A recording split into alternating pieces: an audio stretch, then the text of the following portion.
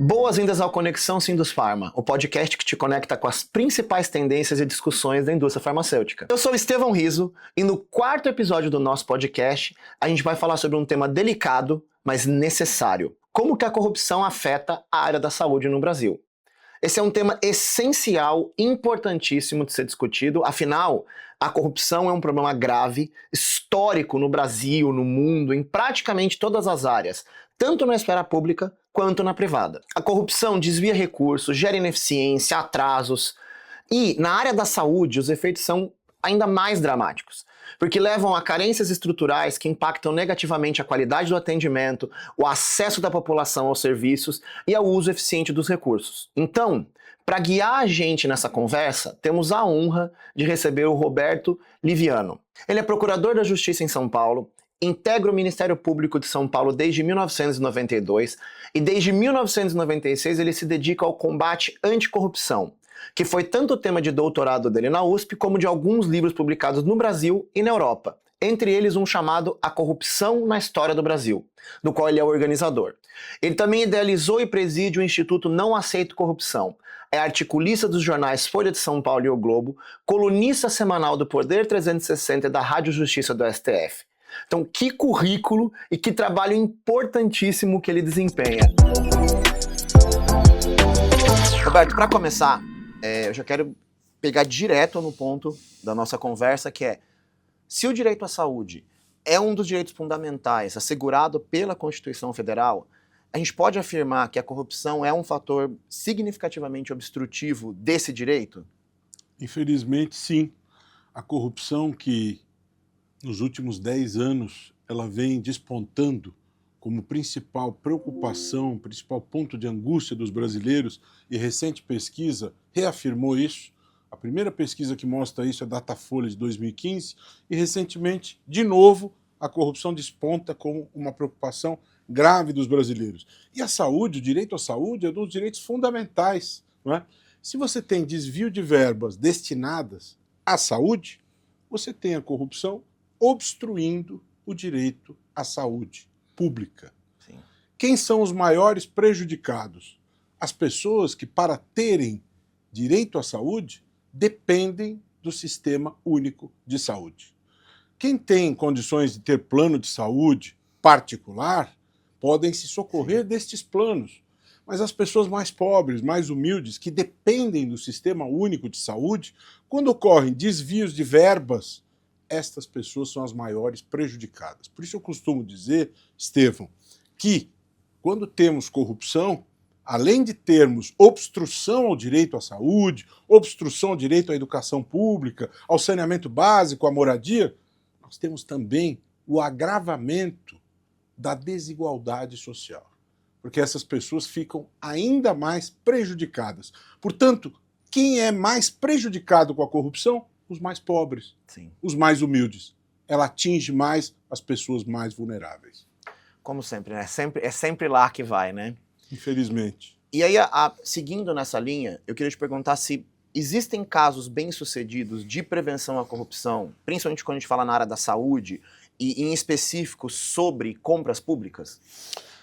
O Instituto Não Aceito Corrupção, do qual eu tenho a honra de ser presidente, que em julho está completando 10 anos de fundação e que se origina da minha tese de doutorado, em que eu fui orientado pelo professor Miguel Reale Júnior, que hoje é nosso conselheiro, ele é parceiro, Estevão, e caminha lado a lado com o Instituto Ética Saúde. O Ética Saúde nasceu quando tivemos aquele grave episódio da máfia das próteses. Sim. O Instituto Ética Saúde constrói parcerias e trabalha em diversos assuntos relacionados à integridade no campo da saúde.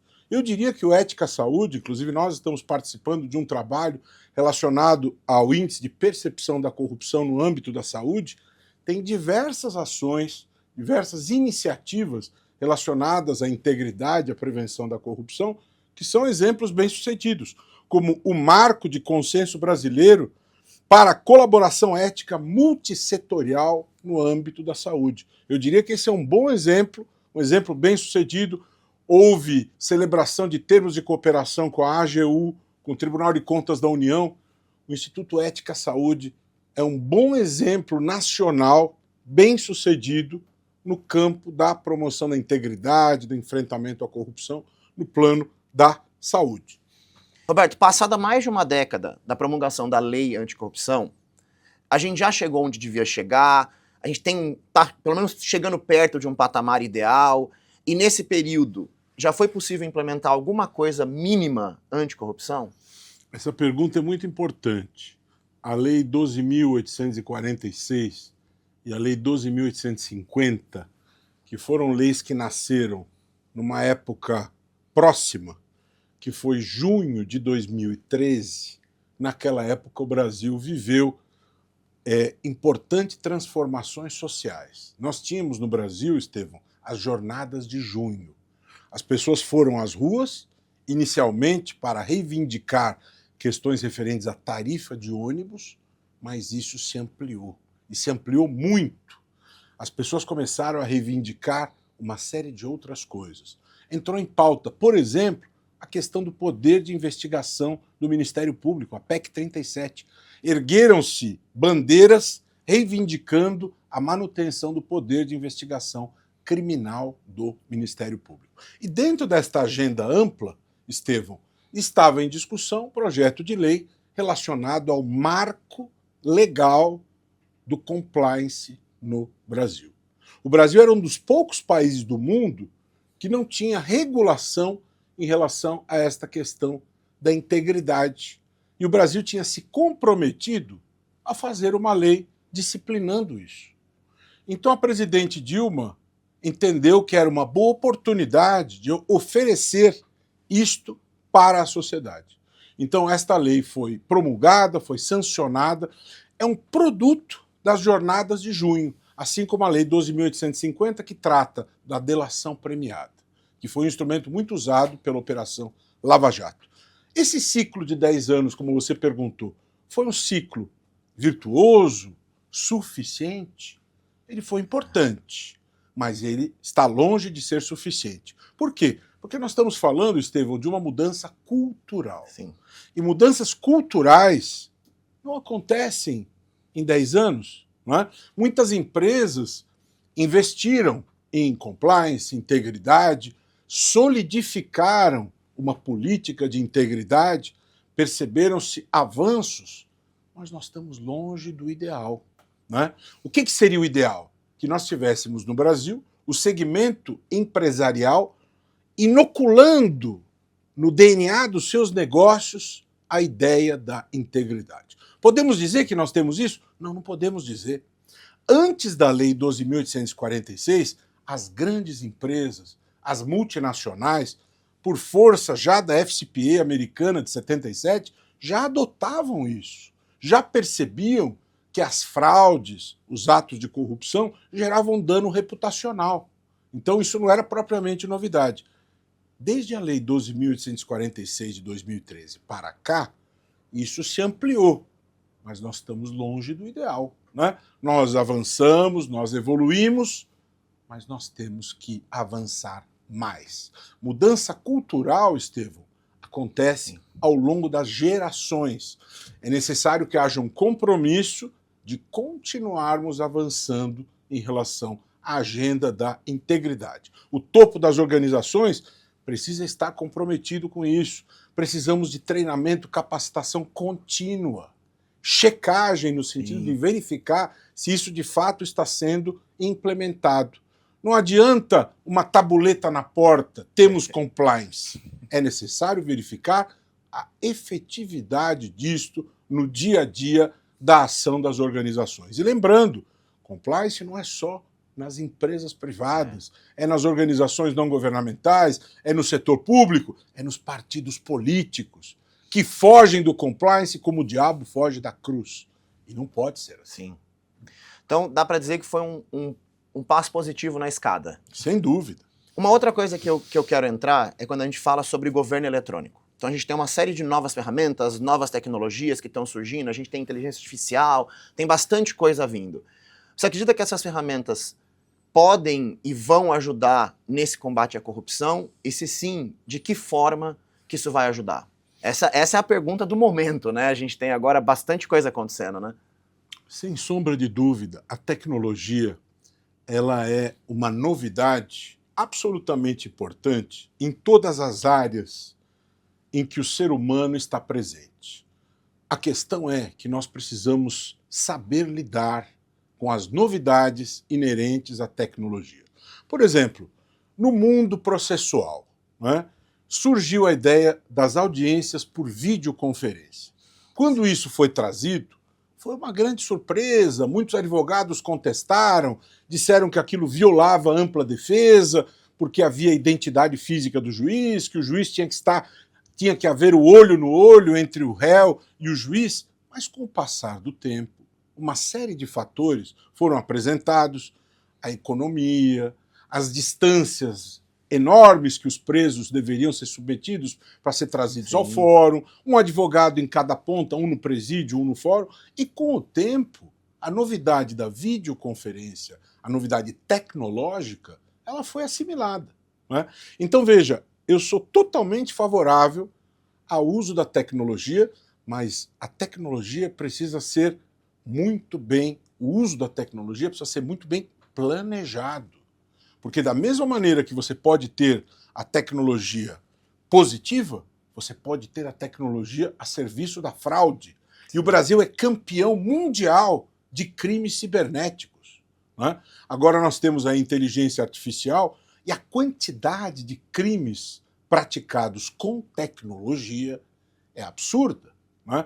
Então, eu sou totalmente favorável ao uso da tecnologia, aos avanços, em todos os âmbitos, mas isso precisa ser muito bem organizado, muito bem planejado por todas as instituições que gravitam em todos os setores, para que isso seja bem aproveitado. No meu campo, eu sou do Ministério Público, eu penso que o Conselho Nacional de Justiça, o Conselho Nacional do Ministério Público, precisam estar muito atentos a isto. Como é que nós vamos usar tecnologia de maneira planejada, de maneira sustentável, para nós termos os resultados que nós esperamos? Então isso precisa ser de uma maneira muito inteligente, muito organizada, Sem dúvida, muito planejada, para que os resultados sejam bem-sucedidos, sob pena de termos aí o tiro sair pela culatra. Não dá para fugir da tecnologia, Claro. mas também não dá para usar de maneira leviana, né? Quer dizer, a gente tem que fazer esse balanço. E eu vejo que pelo menos o que eu tenho enxergado é que os brasileiros estão bem orgulhosos de que o Brasil é um dos países que está à frente da média em uso bem feito de tecnologia em vários âmbitos, né? Então isso a gente vê o governo brasileiro já super digitalizado, então é algo que a gente pode se orgulhar em relação a outros países, Sim, né? inclusive vou mais além. O Brasil é signatário do Pacto dos Governos Abertos, foi assinado em 2011, ao lado dos Estados Unidos, da Noruega, do Reino Unido, da África do Sul, do México, da Indonésia. O Brasil se comprometeu, ao lado de outras 7 nações do mundo, a ser referência internacional em matéria de transparência, em matéria de governança aberta. E isso, obviamente, precisa incluir, Estevão, tecnologia. Tecnologia Sim. bem gerida, bem trabalhada. Né? A tecnologia a favor do quê? Da transparência, da publicidade, que inclusive é princípio constitucional. Então nós precisamos fazer valer isso, usando a tecnologia de maneira correta, inteligente, planejada, porque afinal de contas o Brasil se comprometeu a ser referência mundial em governança aberta, né? Em transparência, para que o mundo siga este bom exemplo brasileiro. Trazendo agora um pouco para o mercado, né?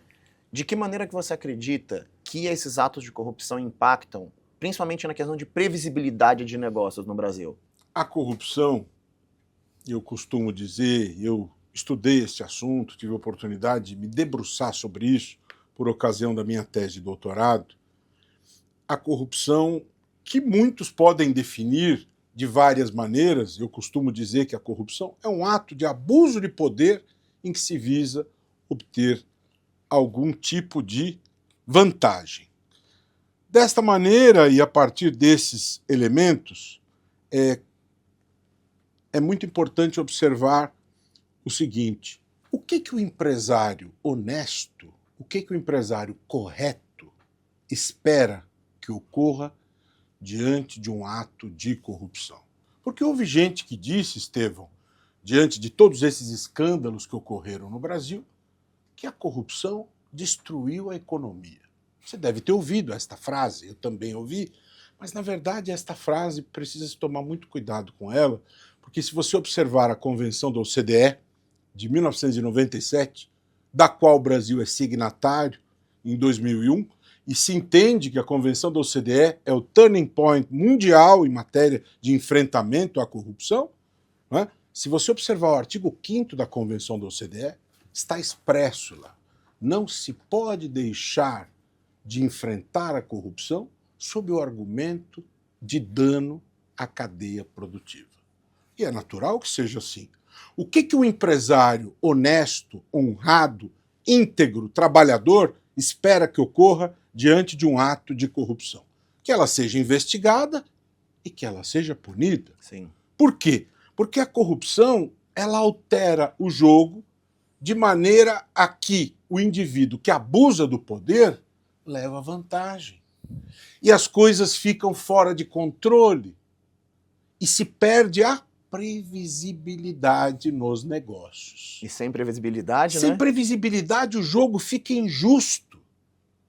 Tá certo? Então, não é plausível que as coisas operem neste submundo da falta da previsibilidade. Da falta do quê? Da segurança jurídica. Você cria um ambiente inseguro e imprevisível. Por isso eu digo, sem nenhum tipo de preocupação, afirmo com segurança, até porque o Brasil é signatário da Convenção da OCDE. Diante do ato de corrupção, o que nós precisamos ter? O enfrentamento corajoso, a punição da corrupção. Mas antes da punição, nós precisamos nos estruturar para prevenir os atos de corrupção. E eu sempre digo também que não existe fórmula mágica para lidar com a corrupção. Não há bala de prata.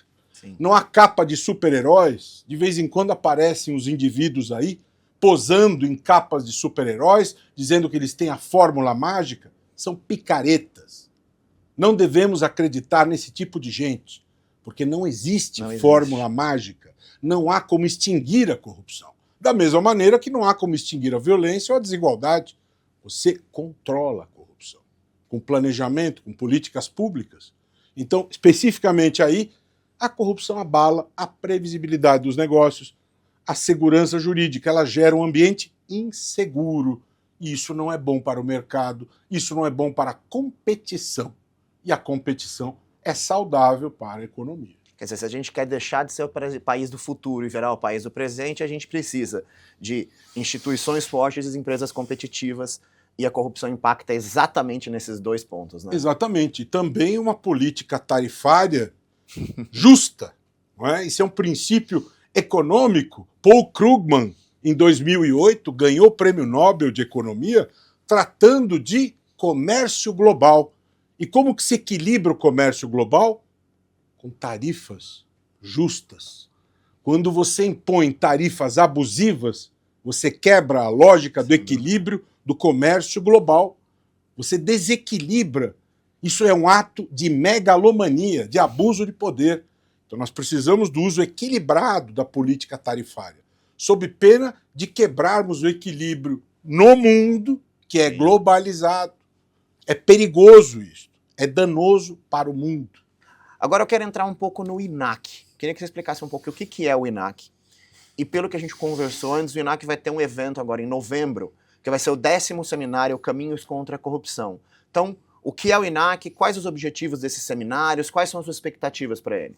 O INAC é o Instituto Não Aceito Corrupção, que nasceu em 2015, como eu disse, produto da minha tese de doutorado na Faculdade de Direito da USP. Tem 4 eixos de atuação. Pesquisas científicas, temos um núcleo de pesquisas científicas, educação, construção de uma política pública anticorrupção e mobilização da sociedade. O Instituto monitora o que está acontecendo no país em termos de leis, projetos de leis, né? O Instituto atua em litigâncias estratégicas, a questão das emendas parlamentares e outras questões que estão ocorrendo nos tribunais superiores, o Instituto promove um debate permanente, é isso que vai ocorrer em novembro, na Faculdade de Direito da USP, nos dias 24 e 25 de novembro. Todo ano nós temos um grande debate. Os 3 últimos seminários, que foram em parceria com o Estadão, mais de 100 mil pessoas assistiram o seminário, né? Então nós teremos Miguel Reale Júnior e outras grandes cabeças debatendo os principais temas referentes ao controle da corrupção, para trazer conteúdos, promover a discussão, alertar a respeito de temas fundamentais. Então o Instituto entende que é necessário debater permanentemente, procurar os melhores caminhos para enfrentar os assuntos. A questão, por exemplo, da lavagem de dinheiro com as bets, questão das emendas parlamentares, o orçamento público. Há uma série de questões que merecem a análise cuidadosa. A corrupção no âmbito da saúde, justamente como fator obstrutivo do direito à saúde. Isso nos preocupa muito. A saúde é um dos direitos fundamentais mais relevantes. Isso trataremos no nosso 10º seminário Caminhos contra a Corrupção. Acho que assim, são pessoas como você e instituições como essa que estão ajudando o Brasil a continuar caminhando para onde ele tem que ir. Ainda tem muito trabalho para ser feito, mas se não tivesse pessoas puxando esse tipo de projeto, a gente ia demorar muito mais para chegar onde a gente tem que chegar.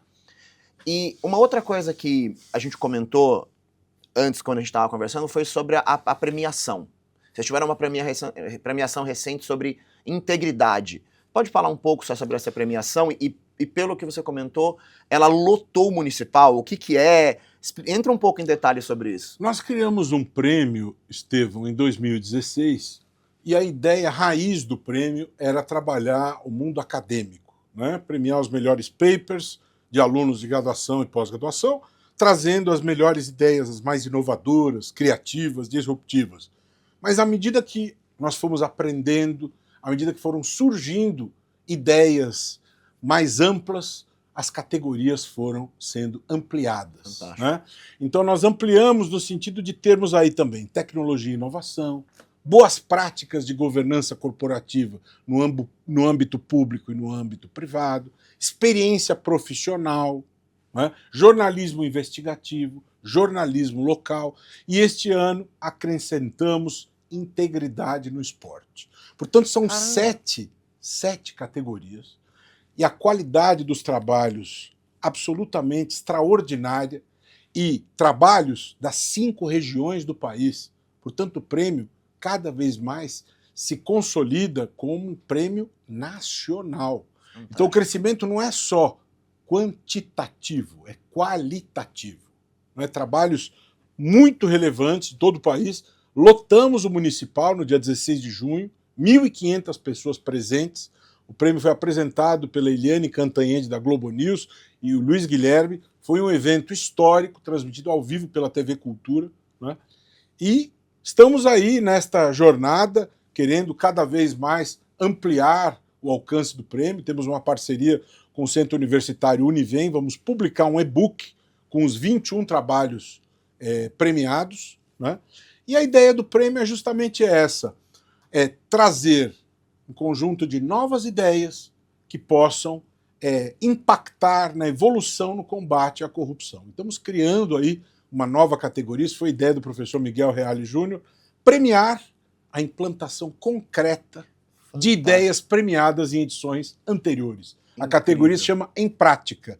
E já nesta edição houve a menção honrosa, e na próxima edição nós teremos ela como categoria. Porque o prêmio não se esgota na seleção das melhores ideias, mas nós queremos que elas sejam aproveitadas concretamente. Impactar no mundo para avançarmos na promoção da integridade. Então, quer dizer, além do trabalho do INAC, vocês andam dando visibilidade, dando apoio a outras pessoas, instituições... Nós queremos que essas ideias sejam absorvidas pelo mundo privado, pelo mundo público, pelo terceiro setor, para que isso realmente seja adotado e faça a diferença no sentido de promover integridade concretamente. Roberto, a gente precisa de mais pessoas como você, mais institutos como o INAC no Brasil, para a gente conseguir avançar nessa pauta que eu acredito que seja uma das que mais atrapalha a nossa competitividade global como país, né? Eu acho que nós podemos fazer muito juntos. Nós temos aqui essa conversa, eu me sinto honrado, privilegiado de estar aqui conversando com o Sindusfarma, no Conexão. Eu acho que as empresas desse setor podem se juntar a nós, porque há muitos projetos, nós temos aí este seminário em novembro, as empresas podem apoiar a realização deste seminário. O prêmio, nós já estamos começando a construir o arco de apoios para o próximo prêmio. Nós temos um projeto que é o Observatório da Corrupção, que precisa de apoiadores. Agora, nós estamos aí na reta final do projeto Ética Imortal, um projeto com a Academia Brasileira de Letras e com a TV Cultura. Foram 10 grandes conferências com membros da Academia Brasileira de Letras. Projeto extraordinário, vamos publicar o livro com este conteúdo para celebrar os 10 anos do Instituto. Então, queremos as empresas deste setor do lado do Instituto para promover integridade, porque nós vamos ter evolução em relação a isso desde que nós possamos dar as mãos e construir mais integridade juntos, desde que nós possamos disseminar esta cultura de integridade e de ética, porque senão nós permitiremos que prevaleça a lógica da esperteza e da malandragem. Se nós dermos as mãos, poderemos construir nova geração com novos valores. Roberto, para a gente caminhar então agora para o final do episódio, que foi incrível, eu quero te fazer uma pergunta bem específica, que é como que a gente pode construir um cenário diferente desse que a gente está hoje e de que maneira que a gente pode se unir contra a corrupção? Todo mundo que quer fazer parte, que quer apoiar isso, o que a gente pode fazer para ser parte desse movimento? Estevão, sabe uma coisa que me incomoda muito? Nós tivemos uma propaganda que ficou famosa nos anos 70 com o jogador Gerson, que ele divulgava os cigarros Vila Rica e ele dizia: o importante é levar vantagem em tudo. Por conta desta propaganda, que tinha um interesse de marketing publicitário, criou-se a expressão Lei de Gerson, né? E muitas pessoas educam seus filhos para serem os mais espertos. Sim. Para nós construirmos um novo cenário, Estevão, nós precisamos criar os nossos filhos para serem os mais éticos, sem dúvida, os mais íntegros, não aqueles que são os mais hábeis, não mais malandro, os né? mais malandros. Então nós teremos um país diferente à medida que nós educamos os nossos filhos para terem valores humanos, né? Existe um princípio dentro da filosofia de vida judaica, eu sou judeu, em hebraico se diz Tikkun Olam. Não existe uma existência digna se você apenas progride sem se preocupar com a tua comunidade. Só existe evolução, só existe progresso se a tua comunidade evolui também. Isso se chama Tikkun Olam, né? Então nós precisamos nos preocupar com o progresso e evolução de quem está à nossa volta, né? Então eu penso que esta mentalidade precisa estar presente. E como nós vamos fazer isso? Desde que nós nos preocupemos em trabalhar para que nossos filhos, para que nossos vizinhos, para que nossos amigos progridam junto.